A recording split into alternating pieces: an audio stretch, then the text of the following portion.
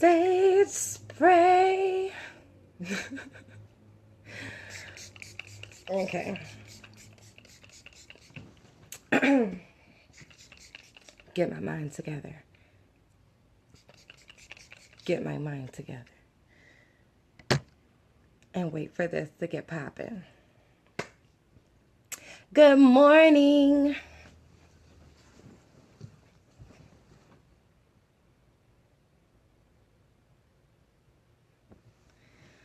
How y'all doing today? I hope y'all are feeling fire. I woke up feeling pretty good about life. Oh, got a jug of my favorite water. I'm just gonna take a sip before I start talking. All right. Okay. Water is good for you. It's so good. Okay. I don't even know how to dive into this because I want to make this so simple because it needs to be so simple. So many people joke about wanting to sell their soul. And a lot of people think that it's a viable solution to whatever your worldly issues are right now. First, I want to say that selling your soul is actually a rather difficult process, and you'd know if you did it. And I'm not going to tell you how you do that. But first of all, you have to invoke a being. Any being. Because, damn, this is deep. All right, hold up. I'm trying to figure out where to start this. I'm going to give you some background stuff that I think is important to know here. 1, not all spirits are who they say they are. Because a lot of people think they're talking sometimes to passed on loved ones, and they're just literally wandering spirits and lower dimensional beings that have the ability to mimic. So that's something you really should know. Not everything walking around as a spirit is what it says it is. There are things that, first of all, if things can go through physical objects and walls, why do you think that they can't change faces? So they have the ability to change their energetic imprints, their faces, their voices, all of this. So first of all, you need to be very careful with what you think you're talking to. Second, because I have a feeling that my feed can be very slow. So I'm going to talk very slow. So bear with me.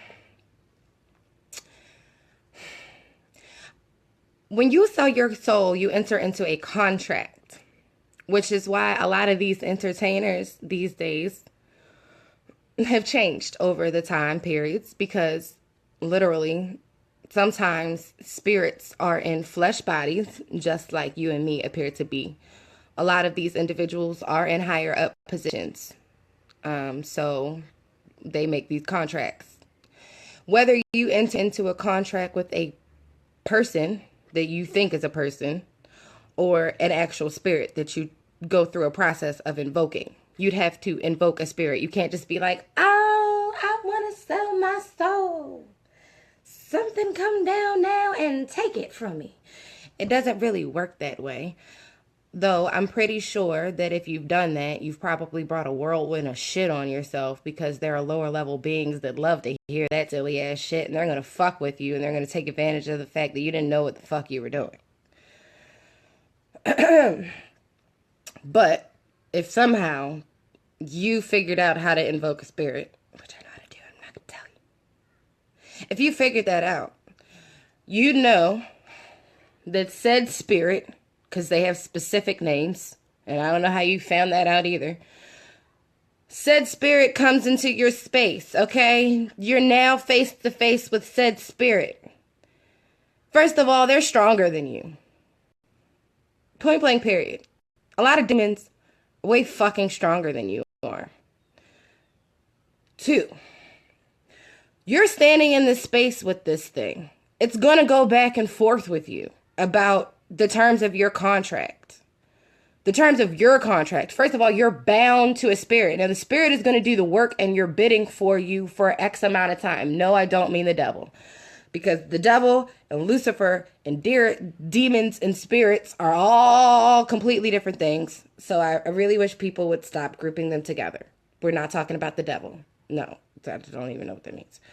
So you're face to face with this spirit, this elemental, this being. Okay, because first of all, there are some nymphs and some fairies that you could try to control, but they'd still kick your ass. Because I don't know why people think that all fairies are... I don't know what the hell people think about anything nowadays anyway, so I'm just keep talking. You're talking to the spirit about your contract.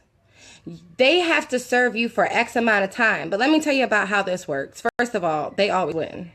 You're not going to break the contract. You can't break contract because you signed it. You can't break a contract with the demon. First of all, it's going to go through the process of telling you what it can do for you and then what it's going to require later for you to do for it.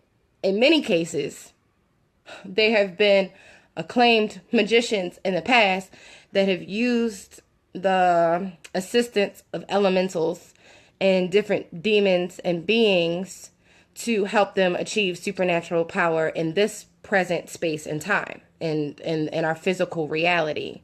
But sometimes those beings that you enter into contracts with for whatever material gains you want in this world kill your ass before your contract is up. Because again, your silly self entered into a contract with a demon. Who trusts demons? You have to be very smart to even talk to them because it's a battle of wits at all times. And chances are they're quite wittier than you are. So first of all, many times, the being that you entered into a contract with will get rid of your ass before you even get what you wanted out of them. Because first of all, it doesn't want to serve you. It looks at you as a lower level being than it is because it knows it's smarter than you. Because first of all, it doesn't have its soul. So it goes out of its way, above and beyond the idea of what your morals are. So no, it's not going to even honor the contract that you signed in the first place. So a lot of times these beings will go out of its way to destroy you before it fulfills anything that you want it to do for you, because nothing wants to have a master-slave relationship. Demons don't like to be controlled. So at the end of the day, I want you to realize that if you're considering selling your soul, that you can get whatever the fuck possibly you want in this life, possibly. If you don't get connived and scammed out of your own deal. But you have to serve that same being when you die. I don't think y'all understand what that means. I don't think you really understand the severity of what that means. It's not YOLO. It's not you only live one life, hit them and quit them. You get to like have all the riches and the fortunes and the fame and all that other shit. No, that's not how that works. You will often be tortured and tormented in this lifetime as well as the next. You see a lot of these celebrities, they look fucking miserable. Why?